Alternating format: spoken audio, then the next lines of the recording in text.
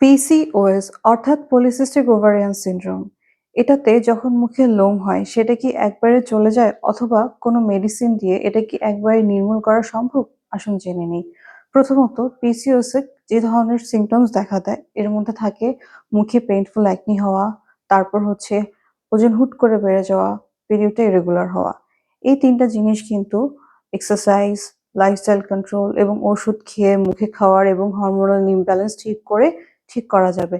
কিন্তু মুখে যে লোম হয় অর্থাৎ হার্সুটিজম, জ লাইনে, তারপর চিবুকে, তারপর থুতনির নিচে, মুখের চারিদিকে, এখানে এই লোমগুলো কিন্তু সহজে যায় না।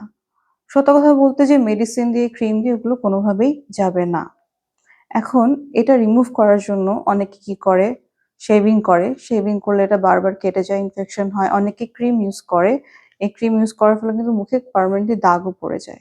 আবার অনেকে হচ্ছে ওয়্যাক্সিং করে পার্লারে যেয়ে, এই ওয়্যাক্সিং করতে যেয়ে মুখে কিন্তু পুরা জ্বলে যায়, কালো হয়ে যায় এবং একনিও দেখা দেয়।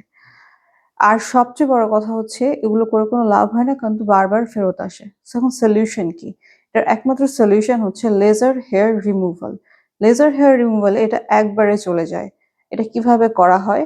আপনার মুখে এরিয়াটা সিলেক্ট করে ভালো একটা লেজার মেশিনের মাধ্যমে আপনার আপনার মুখের স্কিনের জন্য যেই ফ্রিকোয়েন্সি, যে এনার্জিতে করা দরকার সে এনার্জিতে করা হয়। এইজন্য খুবই ভালো একটা মেশিন লাগবে এবং এই ব্যাপারে দক্ষ একজনকে লাগবে। আর আগে একটা মানুষের মধ্যে ভয় কাজ করতো, আচ্ছা লেজার করলে কি আমার স্কিন জ্বলে যাবে?